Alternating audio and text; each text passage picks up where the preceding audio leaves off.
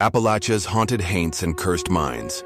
In the deep, dark hollers of Appalachia, the old-timers don't just talk about ghosts, they talk about haints. They say that when a man breathes his last in the belly of the earth, his spirit gets tangled in the darkness, left to wander the coal-dusted tunnels forever. We've all heard stories of hauntings. But what happens when the darkness you're chipping away at starts to stare back? The Appalachian Mountains are ancient, some of the oldest on Earth, and they keep their secrets. For centuries, these hills and hollers were home to a culture forged in isolation and hardship. Here, storytelling wasn't just entertainment. It was how you made sense of the world, passed down history, and gave a name to your fears. And ghost stories? They're woven into the very fabric of mountain life, part cautionary tale, part memorial. Nowhere is this truer than in the coalfields. A miner's life was a constant, suffocating gamble against rock falls, gas explosions, and the crushing dark. From this peril, a unique and chilling folklore was born. These aren't just your average tales of fleeting apparitions. They're stories of spirits tied to the very ground they worked.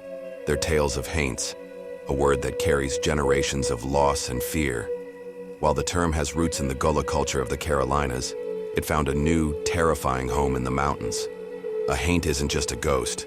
It's an unsettled spirit, often angry or tragic, a paranormal scar left behind by the region's deep, dark history. Tonight, we're digging into that history, exploring the cursed mines and haunted camps to understand the tales these mountains are still telling. Section 1. The Tommyknockers, guardians or tricksters. Before we get to the human souls left behind, we have to talk about the original spirits of the mines, the Tommyknockers. This legend wasn't born in Appalachia. It hitched a ride across the ocean with Cornish and Welsh miners in the 19th century. Back in the tin mines of their homeland, they believed in small, elf-like creatures, about 2 feet tall with big heads and wrinkled faces, who wore tiny versions of miners' gear. They got their name from the distinct knocking sounds heard deep within the earth. When these miners brought their stories to the Appalachian coal fields, the legend took on a new life. The Tommyknockers became a huge part of mining culture, and you had to respect them. Why? Because they could be your best friend or your worst enemy. On one hand, they were protectors. Countless miners swore that a strange, rhythmic tapping warned them to get out of a tunnel just moments before it collapsed. That knocking, believed to be the sound of the Tommyknockers' tiny hammers, was a comfort in the terrifying dark. It was a sign that someone, or something, was watching over you. But they were also notorious pranksters. A missing tool, a bite stolen from your lunch, a lantern suddenly extinguished, plunging you into total darkness. It was all blamed on the Tommyknockers. To stay on their good side, miners developed rituals. They'd leave offerings like the last bite of their lunch, tossed into a dark corner of the mine as a thank you and a plea to keep them safe. Over time, the legend changed. Appalachian miners started to believe the Tommyknockers weren't just ancient earth spirits, but the ghosts of miners killed in past accidents. These spirits stayed behind, still working, to warn their living friends of the dangers that had claimed them.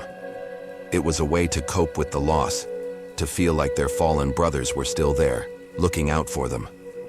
It turned the natural creaks and groans of a mine from random scary sounds into a language of survival. It's clear that believing in Tommyknockers was a vital psychological tool. In a job where death was always a possibility, these stories gave miners a small sense of control. The earth wasn't just randomly trying to kill you. There were spirits you could appease, who would warn you if you just knew how to listen. But not all spirits in the mines were there to help. What about the ones born from pure tragedy?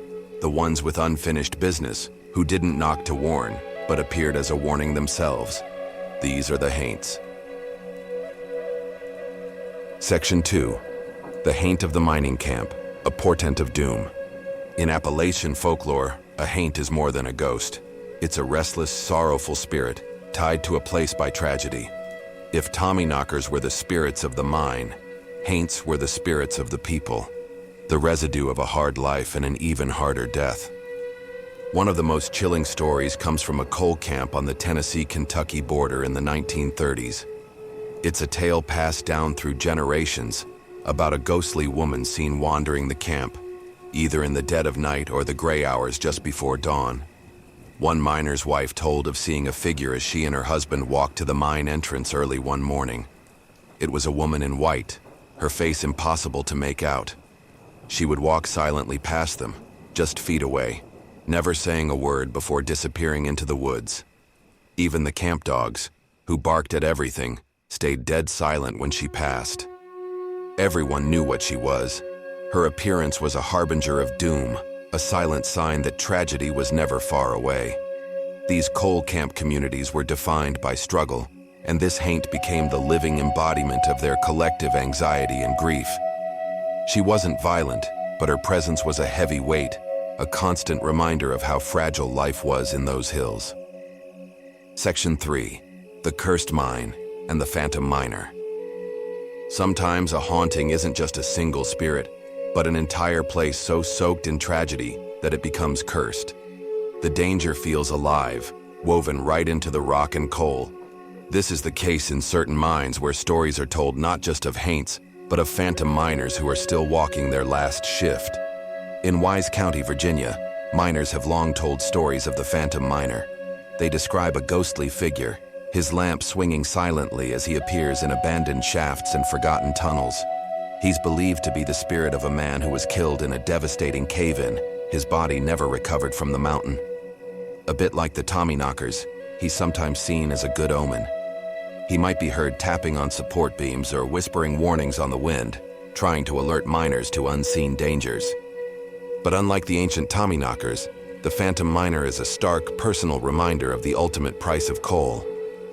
He isn't just a spirit, he's a specific man, lost to the mountain. His appearance is a direct link to a past catastrophe, a wound that never healed.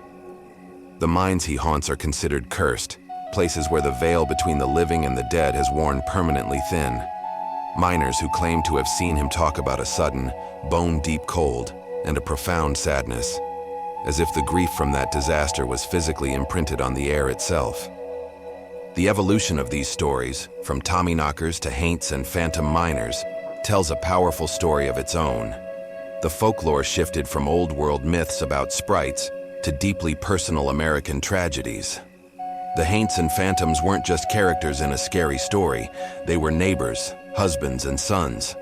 Passing down their tales was a form of oral history, preserving the memory of the lost and pushing back against a dangerous industry that often treated its workers as disposable. These stories are the heart of Appalachia, passed from one generation to the next. If you've heard tales like these, or maybe have one of your own, I'd love to read it in the comments below. And if you want to explore more of the region's hidden lore, make sure to subscribe so you don't miss our next journey into the shadows. From the warning knocks of the Tommyknockers to the sorrowful wanderings of a camp haint, these stories are so much more than spooky tales for a campfire. They're survival manuals, grief rituals, and historical records etched into the collective memory of a people. They speak to a life lived in the shadow of the mountains and the ever-present shadow of death. The coal that powered a nation was paid for in blood and sacrifice, leaving behind spirits that simply refuse to be forgotten. The mines might be sealed and the camps may be ghost towns, but the mountains remember, and in the deep quiet of the Hollers, they still whisper their secrets. The question is, are you listening?